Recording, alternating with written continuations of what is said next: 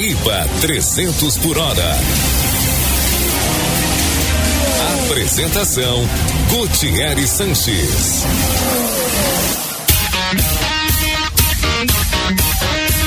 Muito boa tarde, estamos no ar com o nosso Guaíba 300 por hora deste sábado, 16 de maio de 2025, um final de semana especial porque começam, os motores a roncar para Indianápolis 500, também temos o GP de Imola, tão famoso na Fórmula 1, mas vamos, abordar até para valorizar e reconhecer a presença do meu colega Bernardo Berch, em Indianápolis, de onde ele fala neste momento. Tudo bem, Bernardo? Boa tarde.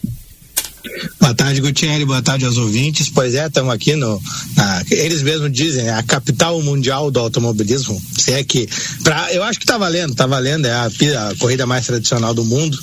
Então a gente está aqui para acompanhar os procedimentos e passando um pouquinho de calor, mas deve mudar para o dia da corrida, vai estar mais fresquinho, até friozinho, então tem tudo isso, isso muda muito na hora de correr no oval. E vamos, claro, ver aí, tem essa expectativa para o GP de Imola. Pois é, a gente tem na mesa de áudio o Davidson Rosa, na central técnica e gravações o Rafael Baldez, o Cleiton Lopes e o Guilherme Silva. Estamos sempre no Twitter, no @Guaíba Esporte. O Bernardo, inclusive, fazendo essa cobertura no @Berberst, CHT no final, ou procurar por 300 por hora, que é assim que está o nick dele lá no Twitter, também no Instagram, o meu @Gut Sanches e @Guaíba Esporte, claro, para você ficar inteirado até da cobertura que ele está fazendo no Instagram. E sempre Blog Pitlane no site do Correio do Povo, enfim, todos os canais de interatividade que você já conhece conosco aqui no Guaíba 300 por hora. Bernardo, vamos fazer aquela redundância importante, começar do começo. O que está acontecendo neste final de semana aí no Autódromo de Indianápolis? A gente vai ter a classificação, Eles fazem 2 semanas para valorizar o espetáculo e nesse final de semana tem o treino de classificação, dividido em várias partes também. Tem a parte que define o meio do grid, por assim dizer. Tem a parte que define os mais rápidos e o pole position. E depois tem a parte que define quem vai correr, que é a rabeira final do 30º ao 34º. O 34º vai ficar de fora, não corre, então tem essa emoção final aí para saber quem é que vai ser o cara que vai ficar de fora da corrida. E eu não defini ainda bem quem são os mais rápidos e os do meio, porque eles ainda vão divulgar as regras dos segmentos da classificação hoje ao longo, para saber quem é que vai ser o pole, se vai ser 10 mais rápidos, se vai ser 12 mais rápidos. Isso ainda vai ter a definição da regra. Pois é, e uma dúvida que quem está agora em casa ouvindo aqui a Guaíba, com certeza tem. Quantos carros estão querendo estar na Indy na semana que vem? São 34. Na verdade, tem um só que vai sobrar da festa. É só isso, então? Não tem, 40 carros querendo? Tinha a expectativa de que a Catherine Led poderia ser um 35º carro, mas ela não conseguiu fechar os patrocínios, e mesmo assim recentemente tem sido difícil ter mais do que 36 carros, porque tem um limite no fornecimento de motores. A Honda e a Chevrolet não conseguem fornecer para mais do que acho que 16 ou 17 equipes, e aí tu vai fazendo as contas, fica faltando motor para interesse em participar tem bastante, mas falta motor de certa forma. Bom, o que a gente pode esperar, já que vai ter primeiramente os carros tendo, primeiro eles começam com seus acertos. Eu sei que você conversou com o maior campeão deles, 4 vezes campeão, o Hélio Castro Neves, sobre alguns ajustes. Ele deixa bem claro também que não adianta só tirar a asa traseira e sair correndo no oval, que não é assim que a coisa funciona, todos sabemos disso já. Eu aprendi inclusive com o senhor, Se todo tá com maçado funciona, mas às vezes vai pro muro. Já sou iniciado agora toda a asa. Já sou iniciado em 500 milhas, agora já tô mais ligado que tem isso, A gente observa a asa e vê que praticamente é um T, não tem, porque é pé embaixo e vambora, mas tem acerto, tem inclinação. O que tu tá vendo aí dessas primeiras roncadas de motor lá em Indianápolis? Só um detalhezinho sobre a asa, tem bastante complexidades para esse final de semana, na verdade. Já que tu falou da asa, na verdade a asa traseira da Fórmula Indy em Indianápolis, ela não é utilizada para gerar downforce, sabe? É só estabilidade.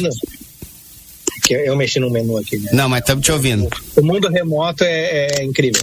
Mas ela não é usada para dar downforce, ela é usada para estabilizar a traseira do carro. Então, na verdade, eles nem usam um ângulo de ataque positivo.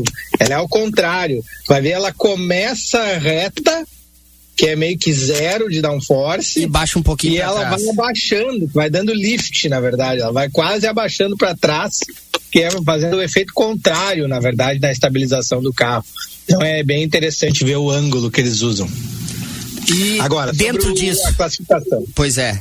Não, a classificação tem uma questão que é primordial, que vai influenciar, e é sobre isso até que o Hélio Castro Neves falou com a gente. Eu cheguei na pista e fui com os 2 pés de voadora no box do Hélio e já botei o microfone na cara dele para falar com ele. E aí conseguimos esse depoimento. Mas o híbrido, né? O sistema híbrido elétrico que fornece uma potência extra que os pilotos podem ativar ao longo da volta, tem 2 questões que ele adiciona. Um é essa potência extra, como é que os pilotos vão usar, porque tem 2 opções. Uma é uma entrega maior de potência de uma vez só, que o carro vai mais rápido no fim da reta, ou várias entregas menores de potência ao longo da volta que o piloto possa distribuir e fazer a sua melhor performance. Então eles todos estão definindo o que vai ser melhor para eles, porque não tem como mudar isso durante as voltas, tu tem que definir antes de sair do box. Então essa entrega de potência e, talvez até mais importante que isso, o peso do conjunto híbrido, que adiciona aí mais de 100 quilos em cima do carro, vai ocasionar um desgaste maior de pneus ao longo da volta, e aí isso aí pode influenciar também nas médias e também na questão de a própria instabilidade do carro causar mais acidentes, né? Inclusive a gente teve um bem no começo da chamada Fast Friday, que é a primeira vez que os pilotos puderam experimentar esse nível de potência com o híbrido, e o Kyffin Simpson arrebentou o carro dele no muro, quase capotou e ficou parado aqui, foi parar dentro do box. Ele começou no fim da curva 3, fez a 4 batendo e o carro foi parar dentro do box, tanto que ele se arrebentou. Pois é, a gente tá olhando essas forças, esses dias, né, que antecedem, tem tudo isso, mas tem como ser, por exemplo, para mim mais vantajoso eu distribuir essa força extra em 4, sei lá, enfim, e para você de repente é melhor ser desse jeito de uma vez só, ou isso é uma questão de ciência e todo mundo vai fazer igual inevitavelmente? Eu acho que vai ter um modelo melhor. Talvez alguém invente, só se tiver assim, não tá na performance ideal perto dos outros, ou tá com um desgaste diferente, aí pode tentar uma estratégia diferente, mas eu acho que todos vão acabar convergindo para um modelo só, que vai dar essa maior vantagem. Talvez o de potência máxima ajude mais na classificação, mas por enquanto precisa fazer, precisam ir para a pista e definir. Mas não definiram, né? Nessa Fast Friday, assim, é só pra ir testando. Não bateram o martelo na Fast Friday. Que ganho que dá, mais ou menos, de potência? Eu vi o Hélio falando em 10 milhas, né? São 10 milhas. Na reta, eles acabam ganhando umas 10, 12 milhas por hora. É uns 100 cavalos de potência a mais. Bastante coisa, bastante coisa. Bom, vai sair muito dos que estão bem no campeonato, ou você acha que pode vir alguém que não esteja até no treino disputando? De classificação, no treino de classificação, a ordem vai normalmente para as grandes forças, quem tem uma receita de Indianápolis, e claro que as grandes forças do campeonato influenciam nisso também. Na corrida sempre podem acontecer coisas diferentes, a gente ainda vai ter toda a semana aí para os caras se prepararem e toda aquela expectativa. Acho que pro treino de classificação que a gente viu até agora, quem está bem, as Ganassi, sempre muito bem, com o Alex Palou, com o Kyffin Simpson já virou candidato à eliminação, porque bateu o carro bem na hora mais importante, que é pré-classificação. Provavelmente vai ter que vir de carro reserva. É um cara da Ganassi que vai ter mais problemas. O Scott Dixon sempre é um candidato a andar nessa turma da frente. Estou falando só de Ganassi. A gente tem agora a equipe do Hélio, tem 3 carros que nesse ano eles vão ter consultoria técnica da Ganassi. Então o acerto vai ser dividido com a equipe que tem sido mais forte nos treinos de Indianápolis, e eles estão muito fortes. tanto o Hélio, quanto o Marcus Armstrong, quanto o Felix Rosenqvist. O Felix Rosenqvist apareceu menos, porque ele foi quem mais... Ele testou os acertos malucos. É aquilo assim, tu bota no carro e teoricamente vai funcionar, mas se funcionar ninguém tem. E aí é uma vantagem brutal que ninguém vai ter. Então, provavelmente pro treino de classificação ele vai convergir para uma coisa mais normalzinha, e vai andar bem também. As Penske são as mais fortes com motor Chevrolet. Até então eu falei só o pessoal que tem motor Honda. Então as 3 Penske estão muito bem, muito fortes. Então a gente não pode descartar nenhum deles na briga pela pole. Scott McLaughlin, Will Power e o Joseph Newgarden, que é o atual bicampeão, tentando uma coisa histórica, que é ser tricampeão. Ninguém nunca ganhou 3 vezes seguidas. E a partir daí a gente vai colocar alguns caras da Andretti, Kyle Kirkwood, Colton Herta, que podem aparecer aí como surpresa. Mas a briga para estar em quem vai disputar a pole tá mais por aí. Vai pode botar as McLaren, claro. Aí tem o Kyle Larson, tem o Pato Ward, também foi muito bem nos treinos, o Pato Ward, esqueci dele. Christian Lundgaard da McLaren. Então essa turma, quem briga aí, tem uns 15 carros brigando a sério para entrar nos mais rápidos, talvez alguém da Carpenter, um que outro da Foyt, por exemplo, o Santino Ferrucci, mas não vai fugir muito disso. O resto da turma vai mesmo brigar ali pelo meio do pelotão. E entre os motores, Honda ou Chevrolet? Isso é, né? Tem essa incógnita, em parte por quê? Todo mundo viu a Chevrolet muito forte nos treinos da outra semana, até no começo do mês. Mas a Honda trouxe para esse final de semana, e todos os carros trocaram de motor, uma versão atualizada. Então tem um motor especial para o treino de classificação das 500 milhas. Então a gente vai ver, claro, por um lado, vamos ver se esse motor aguenta o tranco, né? Porque ele vai ser testado na pista a primeira vez agora. Mas a outra questão é o quanto mais de potência, ou de economia de combustível, ou de o que mais que a Honda adicionou para esse motor, vai trazer para enfrentar a Chevrolet. Mas, mesmo assim, o pessoal da Ganassi e da Meyer Shank Racing, a equipe do Hélio, estavam andando páreo a páreo com a Chevrolet sem essa atualização. Eu tenho uma curiosidade, na verdade eu imagino mais ou menos, mas é bom você explicar para o nosso ouvinte que não está tão habituado. Terminou a classificação, tá? É domingo, né? Amanhã, no caso. Uhum. Tá, terminou. O que pode ser feito nos veículos até a corrida? Nada? Tudo. Alguma coisa? Tudo? Tudo, porque eles têm que usar um acerto completamente diferente para a classificação, exatamente porque tem essa potência a mais. Eles têm uma potência de turbo, a pressão do turbo é aumentada, então eles ganham até 15 milhas por hora só do turbo. E como para a corrida isso vai baixar, eles têm que soltar a asa, tem que o carro todo andar um pouco mais solto, porque senão vai travar demais o carro, vai consumir muito combustível, vai ficar todo errado o carro para a corrida. E então eles vão poder mudar tudo, amortecedor, suspensão, só não pode mudar o chassi. Se mudar o chassi do carro, aí tu perde o lugar no grid, daí tu vai largar em último. Assim como se mudar o piloto, né? Que tem aquela regra, substituir o piloto, o carro está classificado para a corrida, mas larga da última colocação. Tá, e coisas relacionadas à potência, assim, botar um veneninho, uma coisa assim, isso não pode também no motor, né? Eles vão perder potência, obrigatoriamente eles vão perder potência para baixar a pressão do turbo. Sim. Então, para a corrida, o que mais se busca é eficiência. Quanto tu pode fazer de voltas até ter que ir pro box. Isso aí pode ganhar uma prova, se fizer um pit stop a menos daqui a pouco, tu conseguir enxugar esse combustível tudo que puder, pode ganhar. Não tem acontecido, na verdade, né? O último a conseguir fazer isso foi o Alexander Rossi, e isso já vai o quê? 2015? Foi 16, 17? Enfim, o Alexander Rossi, quando estreou e ganhou, ele fez uma parada a menos que todo mundo, chegou na banguela, né? Chegou já com o carro cortando o motor e aí conseguiu ganhar. Recentemente, acho que o Stefan Wilson tentou fazer isso ali por 2019 e faltando 3 voltas pro final também ficou sem combustível, nem chegou no fim da corrida, e de resto a galera tem que acelerar. É ganho ali, acelerando, passando e dando um jeito, todo mundo mais ou menos na mesma estratégia. Bom, acho que é importante também explicar que não é uma volta, né? Como a gente está acostumado na Fórmula 1, né? É uma média de velocidade de 4 voltas, né? 4 voltas.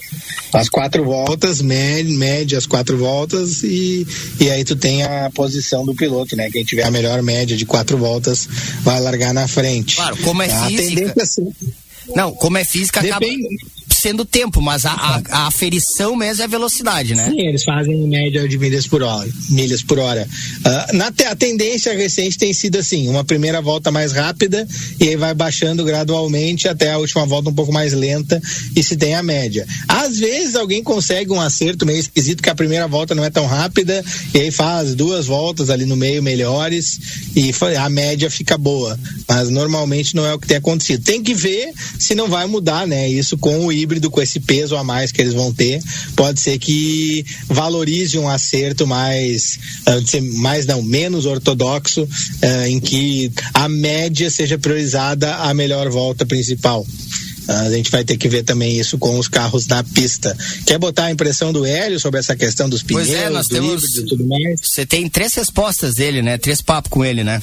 Nós vamos botar que eu tirei dele na pista, em cima do laço. A gente falou ali 1 minutinho com o Hélio Castro Neves e aí ele colocou as impressões dele, como é que vai ser usar o híbrido no treino de classificação e se vai afetar o consumo de pneus, que pode também afetar a média de voltas. Então vamos ouvir Hélio Castro Neves. Tem bastante botão agora pra gente brincar aí no volante e é o que a gente tá fazendo aqui. Estamos conversando para saber a estratégia que tem que fazer nas voltas e obviamente trabalhar. Agora hoje é somente trabalhar na parte da pressão aerodinâmica, o balanço do carro acho que é o mais importante, que você somente tirar a asa traseira e tentar andar rápido. Vai ser mais ou menos isso, se der pra gente fazer umas 3, 4 saídas. Você acha que o peso vai fazer diferença pro consumo de pneu da média das voltas? Eu escutei alguns pilotos ontem dizendo, né, que não, mas obviamente você tá 10 milhas mais lento ontem. Você adiciona, faz o cálculo aí, engenheiro da galera aí, quando você adiciona 10 milhas a mais, eu acho que faz diferença sim. Por isso que, como eu tô dizendo, não é só você fazer uma volta rápida, mas são 4 que você tem que manter. Então, vamos testar. Eu não testei ainda, a gente fez no Open Test um teste, mas ainda não tava meio, o balanço não tava legal. A gente errou algumas coisas em termos de porcentagem na pressão da asa. Então agora nós vamos revisitar o que a gente fez com um acerto e começar por aí. Bom, Bernardo, ele agora não tá mais nessa de correr a temporada toda, né? Ele quer continuar, obviamente, quer aumentar o recorde. Imagina se ele faz 5, ele é o maior de todos. Ele já é o maior dividindo com outros 3. Mas se ele ganha, ele é o único a vencer 5 vezes. Você é um cara bem realista, né? Com ufanismos nossos aqui do 300 por hora em relação a pilotos brasileiros. Do teu feeling, da tua experiência de cobrir em loco já diversas provas de Indianápolis 500, tu acha que ele tem realmente alguma chance?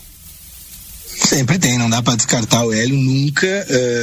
Nos últimos anos, acho que ele tá num patamar melhor que nos últimos 2 anos, em que ele não ficou na briga principal. Muito também por essa influência da Ganassi no acerto agora da Meyer Shank. Não tá naquele cenário que a gente leu, até pela leitura corporal e tal, de 2021, quando o Hélio ganhou para valer.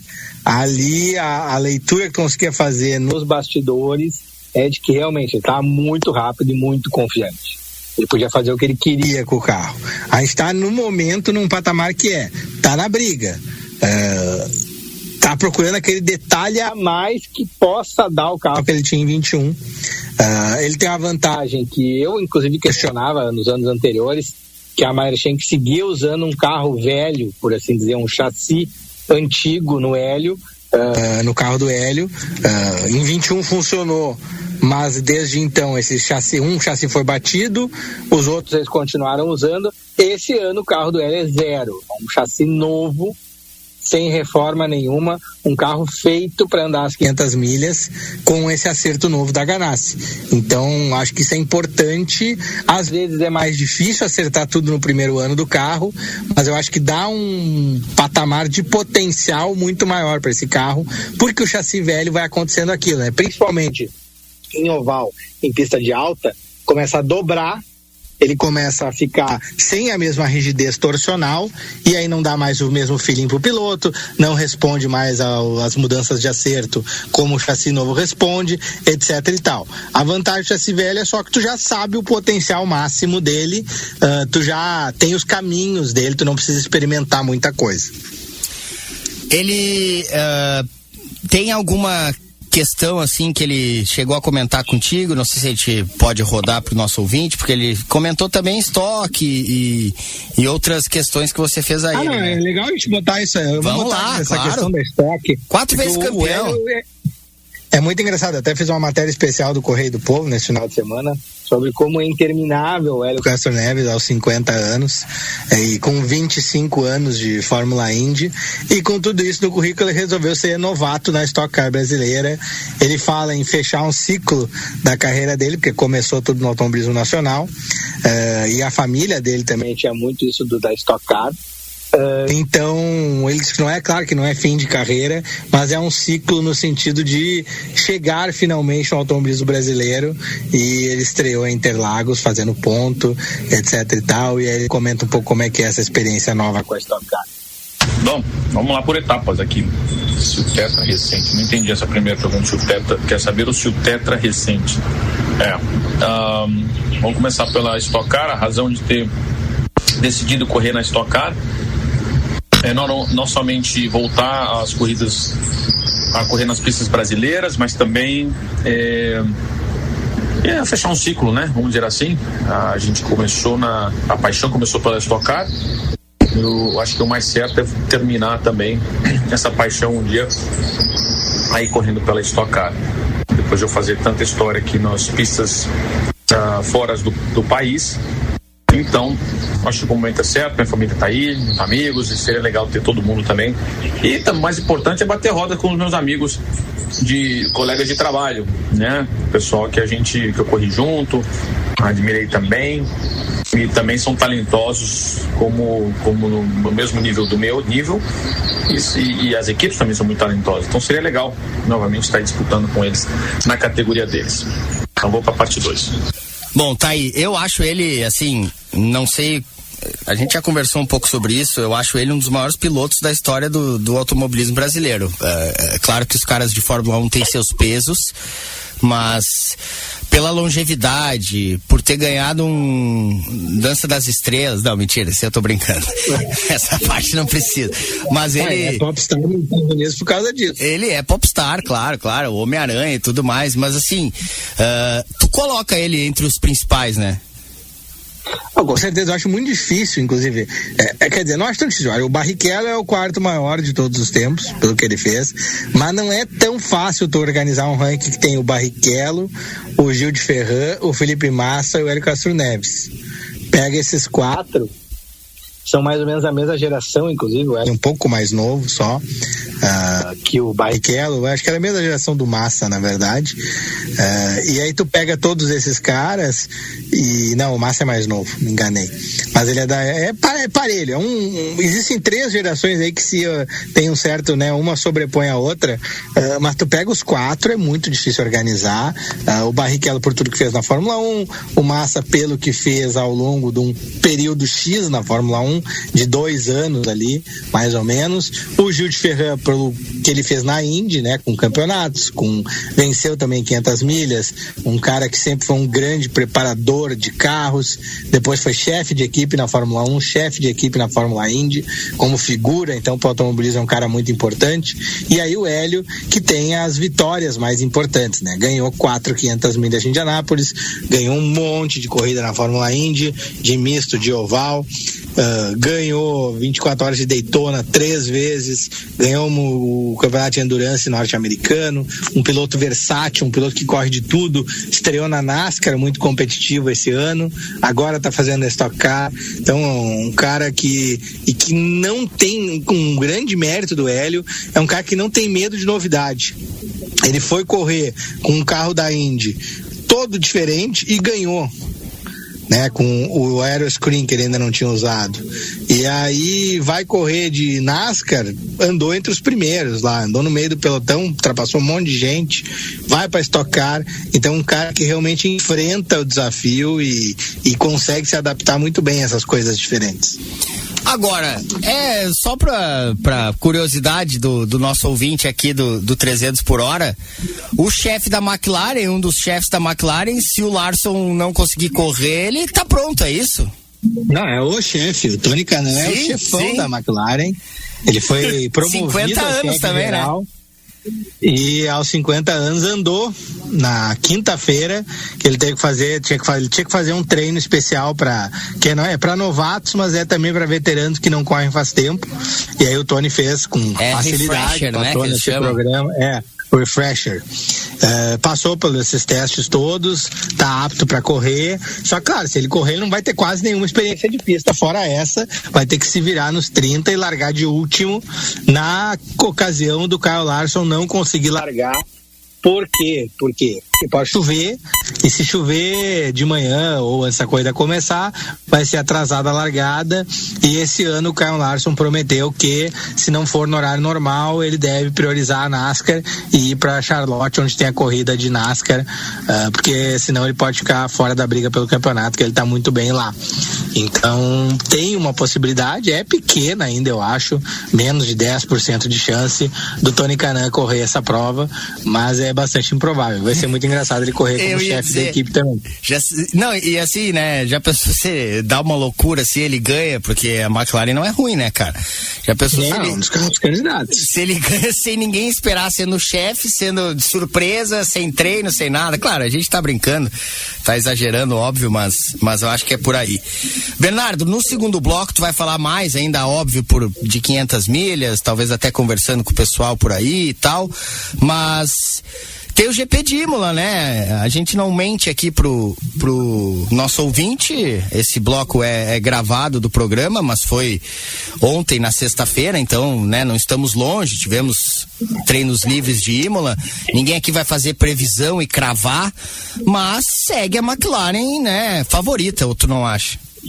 A dúvida o pessoal que trouxe atualizações vai conseguir incomodar a McLaren? A Red Bull trouxe bastante coisa, tem uma nova entrada de ar muito parecida com a da Mercedes, inclusive.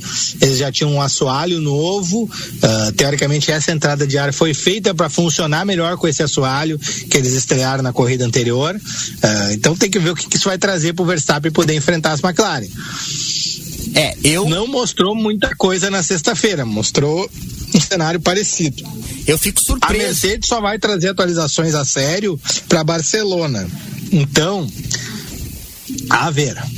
Eu fico surpreso até com a Red Bull investindo em atualizações, porque me parece que o incêndio ainda não foi controlado, né? O incêndio, graças a Deus, metafórico, é claro, mas o incêndio político e administrativo na Red Bull não parece ter terminado. Até tu é o nosso caça fake news. O pessoal da Áustria andou dizendo que o Christian Horner ia cair, né, Bernardo? Pois é, o Helmut Marko. Na verdade, estão dizendo faz tempo isso, né? Que existe uma grande queda de braço, é uma briga de poder que tem 3 esferas na Red Bull, e isso aí não vai se resolver tão cedo. Se o Horner cair, fica uma esfera a menos, né? Isso com certeza. E aí a questão é para onde é que vai o Horner, porque o Horner vai ser um chefe de equipe super cobiçado, mesmo com todas as polêmicas dele, mesmo com o fracasso recente, fracasso entre aspas, mas mesmo assim é um fracasso pela queda de desempenho do time. Vai ser um cara muito cobiçado no mercado, vai ter muita gente procurando ele para comandar comandar seu time. Inclusive, pode uma Cadillac daqui a pouco procurar o Christian Horner, por que não? Já que vai estrear, pegar alguém que já tem os caminhos de um time campeão, e por sinal é o cara que construiu a Red Bull campeã, né, do começo lá, quando ele assumiu. Acho que seria um nome excelente para Cadillac se ele cair. Mas vamos ver, na Red Bull sempre tudo que é um grande jogo de máscaras, né, de ilusões, é um show do David Copperfield. E na sexta-feira tivemos a batida do Bortoleto, até estava num ritmo legal, mas acabou batendo em... Imola tem essa peculiaridade, né? As voltas vão ser muito próximas. Mesmo que a McLaren tenha um certo domínio, e agora eu queria só destacar meu repúdio à palavra muito utilizada na modernidade, dominância, não sei de onde é que eles tiraram isso. Domínio, tá? Por favor. A McLaren, mesmo que tenha um certo domínio, a diferença de volta não vai ser nos 2 décimos, 100 milésimos. Vai ser, 50 milésimos, 1 décimo no máximo. Então isso aperta muito o grid. Acho que a briga pelo Q3 e pelo Q2 vai ser muito violenta. A pista é apertada de achar espaço.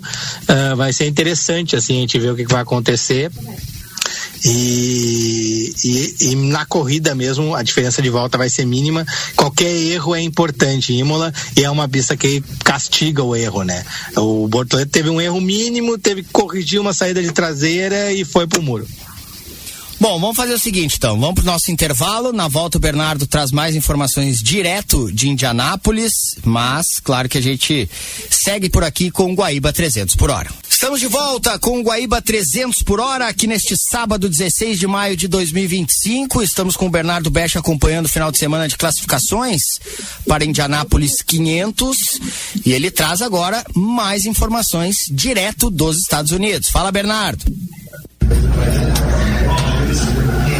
Estamos aqui, eu e o Daniel Balsa, direto de Indianápolis, para analisar e projetar como é que vai ser essa classificação, principalmente. Já temos intriga e mistério, porque teve uma batida bem forte do Marcus Armstrong no último, tipo um warm-up que tem antes da classificação. E não só demoliu o carro, como ele foi para o centro médico e ainda não tem a liberação para fazer a classificação. Então, Balsa, vamos falar um pouquinho dessa intriga, porque tem limitações do que a equipe pode fazer para classificar esse carro, né, entre os 33 do grid. Exatamente, até porque hoje a equipe não tem nenhum piloto bala na agulha para de repente assumir e fazer essa classificação, né, que a liberação do Armstrong venha para amanhã, por exemplo, para que ele não...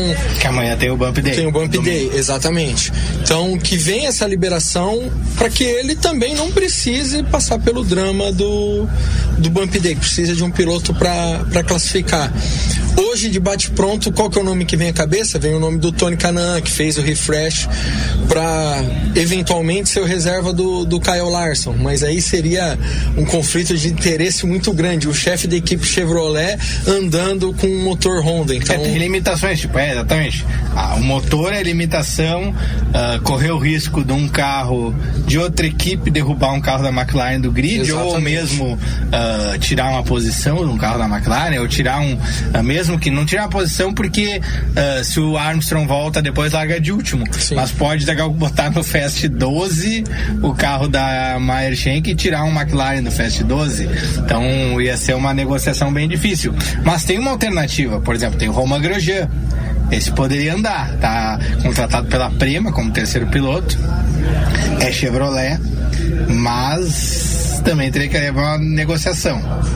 O duro é que a Prema, por mais que o Schwartzman nos últimos dias mostrou até um bom desempenho, e tem gente que até fala que ele pode ser uma surpresa pro Fast 12, o negócio é que... Gente, o Jefferson Kern. Exatamente. O Jefferson Kern, narrador da TV Cultura. Mas vamos imaginar então um cenário não tão otimista. A Prema pode classificar com o Schwartzman, mas o Aylot não mostrou... Mal menos. Exatamente. Aí de repente o Grosjean pega o carro e elimina... joga pro bump o Aylot, que aí vai correr um risco de 25% de ser eliminado. Ou se o carro só fica pronto pro bump, tá um Prema e esse carro da Shank no bump, daí vai ficar mais 50% de chance de desclassificar, né? Exatamente. Então, é um canibalismo ali que de repente a Prema vai falar, pô, Grosjean, não sei se é muito legal. A gente até conversando, a gente pensou em outros nomes de pilotos que poderiam estar aptos. Um é o Pietro Fittipaldi, que no ano passado correu de Honda, mas hoje ele não tem compromisso com ninguém. O duro é que ninguém viu ele por Indianápolis. Tem que pegar um avião pra vir, provavelmente. Exatamente. Então... Tem o Stefan Wilson, que não correu ano passado, mas treinou, classificou o carro e aí bateu forte e ficou de fora. Na verdade, na sexta-feira foi? Na segunda? Na segunda-feira, no treino livre de segunda-feira. Foi de 23 isso, não? Isso. E o Graham Rahal assumiu a vaga dele. Os anos se confundem já. Não, é muita são muitas 500 milhas. Mas, enfim, tem toda isso aí, nós vamos resolver ao longo da tarde. A gente vai ter uma luz sobre isso. Ou pelo menos amanhã de manhã, quando tem o bump, caso esse carro 66 da Meyer Shank não ande no treino. O que a gente descartou por causa dessa regra que criaram por conta do Kyle Larson é que algum piloto treine com 2 carros. Isso seria viável em outras eras da Fórmula Indy. Não vai acontecer, por exemplo, do Hélio Castro Neves andar no carro do Marcus Armstrong e andar no dele e classificar os 2 para corrida. Ele até eu tinha brincado que tem que dar o melhor carro pro Hélio, né? Se ele classificar, ver qual é que tá melhor e entrega o que tá melhor. E seria o lógico dele poder largar mais na frente, né? O outro carro que tá mais mal colocado manda pro fundo do grid, o carro que tá bem colocado largaria. Mas não pode, não é uma opção. Enfim, vamos para o que é de hoje que vai acontecer. E a gente tá com uma particularidade, que a pista tá muito traiçoeira, né, Daniel? Já tava traiçoeira antes mesmo, nos primeiros testes, todo mundo falando com peso extra, com a potência do híbrido, o carro tá mais fácil de perder o controle. E hoje a gente tem uma condição de pista, digamos assim, que verde. A gente viu o treino livre, foram 1 horinha ali para dar uma emborrachadinha na pista, teve a bandeira amarela do Armstrong, teve uma bandeira amarela por detritos, então não foi uma hora frenética de carros na pista. Então é um leve emborrachamento depois do temporal de ontem, sexta-feira, que deu aquela lavada. Então é uma condição de pista. Já vinha sendo uma condição traiçoeira, agora mais ainda, então pode ser que a gente tenha algum outro carro estampando o muro na classificação. O Will Power lambeu o muro praticamente, abortou uma volta. O Felix Rosenqvist vinha fazendo a melhor média de todo o maio de 2025 numa sequência de 4 voltas, e na última o carro balançou e teve que corrigir, quase deu no muro, ele já veio calminho pro box na terceira volta, não completou essa sequência. E no geral todo mundo com dificuldades, né? O Hélio não testou para valer também, os carros todos no limite do equilíbrio. O Will Power chegou a dizer, o fio da navalha completo, o jeito que tá a pista no momento, e deve esquentar um pouco para tarde, mas não esquenta muito. E aí o que eles acertaram o carro ontem, que tava um calorão, não vale para agora de tarde, né? Ou vale de maneira limitada. E aí, queira ou não, a gente sabe que os primeiros dias de treino, o pessoal tava já pensando num ajuste ainda para corrida, mas os primeiros dias de treino tinham uma condição mais parecida com o que deve encontrar hoje na classificação. E foi quando a gente viu o Hélio ter os melhores desempenhos. Então pode ser que aí tenha, não vou dizer um pulo do gato do Hélio, porque pelos primeiros dias já mostrava que tinha um bom equipamento, depois foi se perdendo um pouco. Então pode ser que seja um bom sinal para quem sabe o Hélio passar para um Fast 12. A gente conversou com ele ontem, na verdade, na sexta-feira, e ele falou que assim, o carro, quando eles estavam mexendo no acerto ainda, as primeiras vezes que ele foi pra pista com a potência a mais, o carro dianteiro, saindo de frente, saindo em direção ao muro, que por um lado é mais difícil de bater, mas por outro tu perde muita velocidade, tu vai arrastando e perdendo velocidade para fora da curva. Só que quando esfria, a borracha do pneu gruda mais e a tendência é esse acerto dianteiro vir mais para neutralidade, enquanto que o acerto que está traseiro já vai para o cadeira elétrica, aí já não é neutralidade, aí faz a curva para não morrer, não porque é bom. Então, isso aí pode dar uma ajudazinha.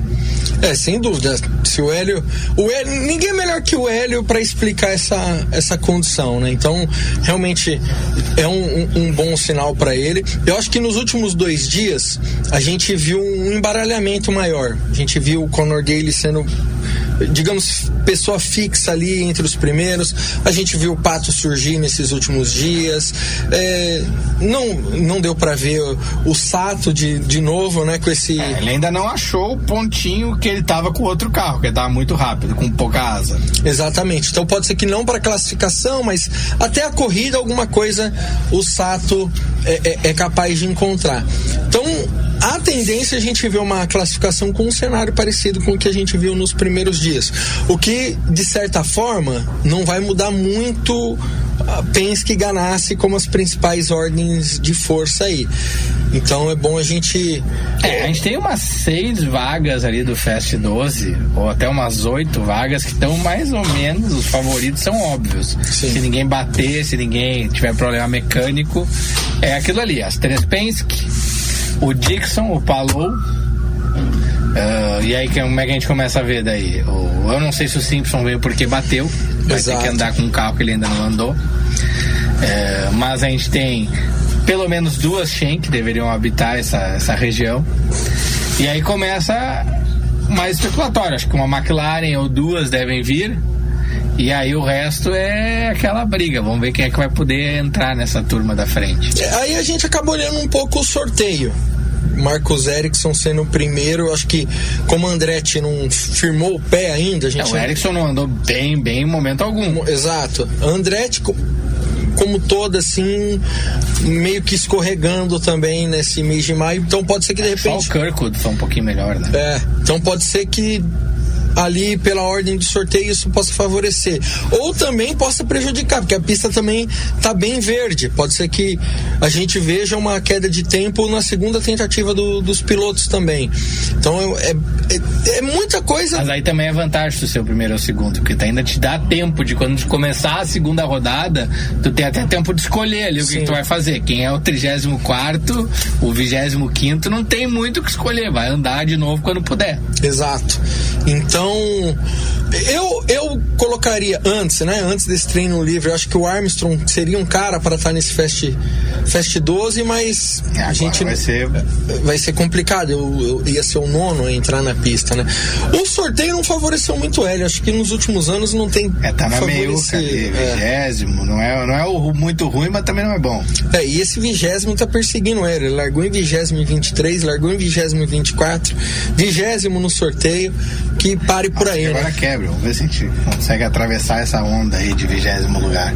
Mas o Pato, que eu acho que poderia ter alguma dificuldade de entrar no Fast 12, como é o segundo, ele muito mais do que o Ericsson, eu já boto ele como candidatíssimo ao Fast 12. E ele veio crescendo, né? Ele veio achando acerto, evoluindo. Eu acho que ele começa a ter uma chance maior, o Pato Howard, de figurar nesse Fast 12. Não que a McLaren não tenha sido uma das candidatas nos últimos anos. Mas não saltou aos olhos dessa vez. Exatamente.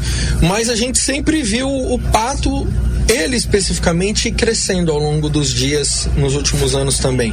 Então eu colocaria ele aí para brigar por esse Teve um ano, acho que 22, que eles estavam meio perdidos e o Montoya ajudou a encontrar um acerto para a McLaren. Eu acho até o Pato falou que eles começaram a ir para um lado assim, que cada vez ele estava mais perdido. Aí o Montoya falou: não, tu tem que buscar um acerto que não é só tu que tem que correr atrás do acerto, tem que achar uma coisa que primeiro fica confortável, depois nós vamos fazer a velocidade vir. E aí o Montoya ajudou a encontrar esse acerto para a McLaren, que depois o Pato competiu pela vitória, não ganhou, mas estava lá na frente com os outros. Nos últimos anos, no geral, ele sempre tá aí brigando pela vitória. Então tem muita gente que fala que de repente chegou o ano do Pato, porque por mais que a Penske seja favorita, a Indianápolis nunca escolheu alguém para vencer 3 vezes seguidas, e não sei o que de especial tem o Newgarden para ser esse cara, né? Ele tá com um pouquinho mais de dificuldades que as outras duas Penske, né? Ele ainda é favorito pro Fast 12, mas tu pega o Scott McLaughlin e o Will Power, eles têm uma sobra pro resto do pelotão. O Newgarden em corrida estava muito bem. Quando deram o boost, o carro dele meio que fugiu.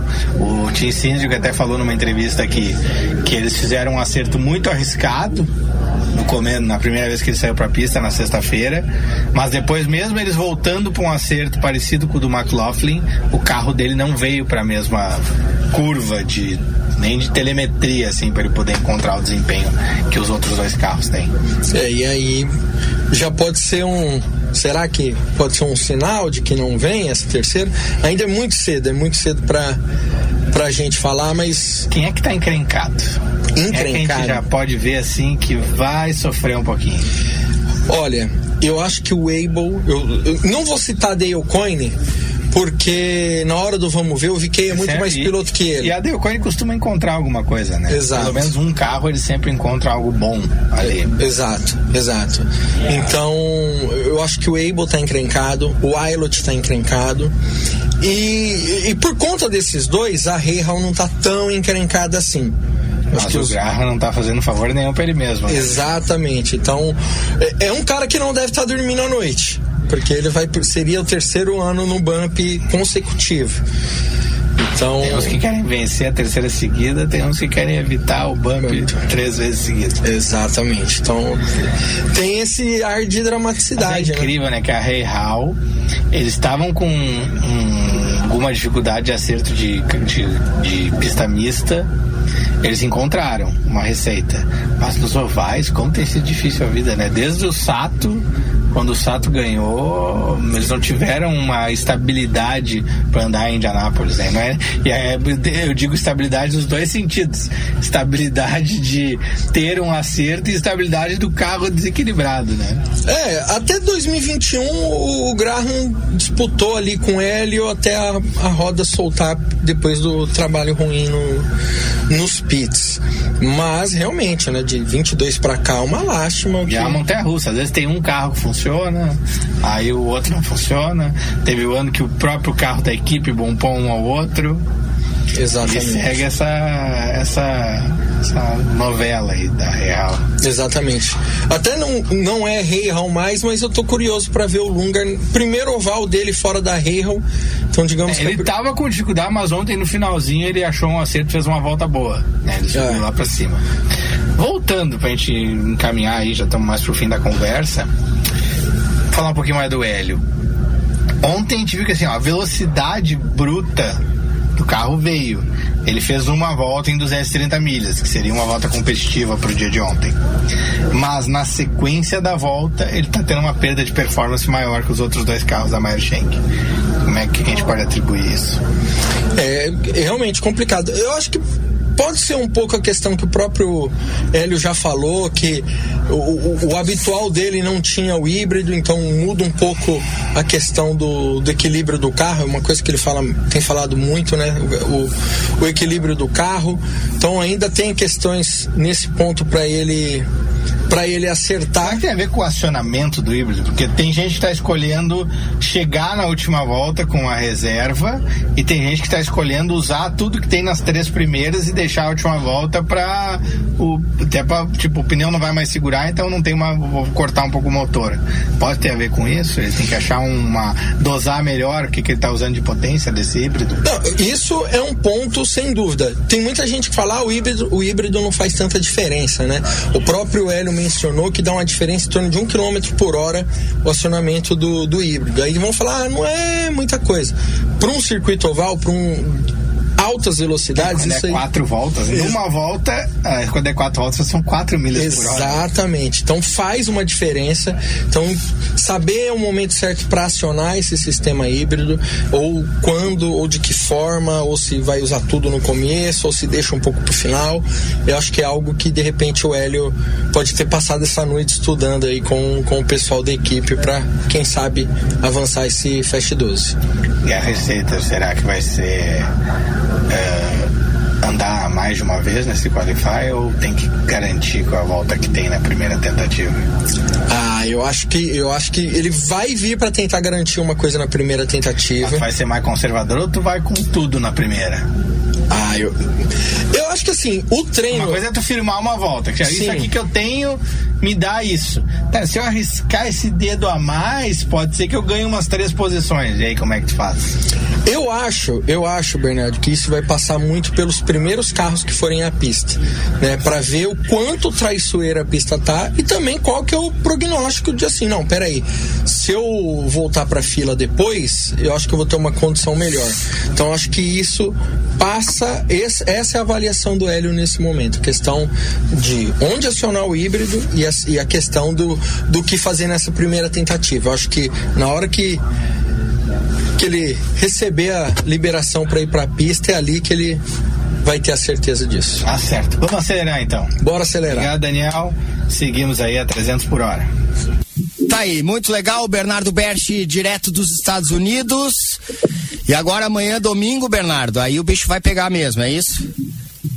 Pois é, vai ter toda a definição do pole, já fica a gente projetando o que vai acontecer na corrida, no outro final de semana, tem toda aquela semana de escalada da expectativa, tem Media Day que os pilotos falam com a imprensa, a gente vai poder pegar a entrevista de uma galera pro 300 por hora da outra semana, e tem o Legends Day, que daí vem a galera das antigas, Mário Andretti, não sei se o Emerson Fittipaldi vem, Paul Tracy, Rick Mears, todo esse mundo de gente aí que já ganhou, que já correu, que já fez alguma coisa importante nas 500 milhas de Indianápolis. Esse ano tem umas décadas especiais, por exemplo, 85 foi o Danny Sullivan, rodou na pista, corrigiu, voltou e ganhou, quase bateu, mas ganhou.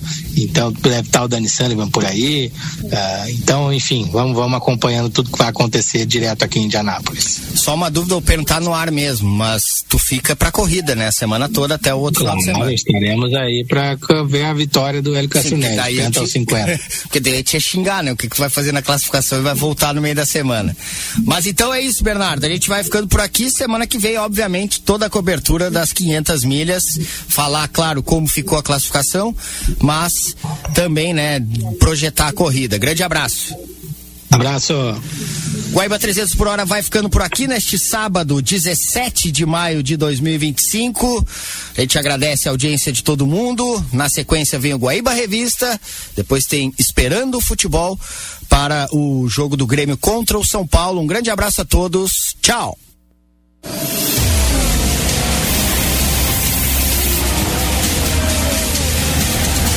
Guaíba 300 por hora. Apresentação: Gutierre Sanches.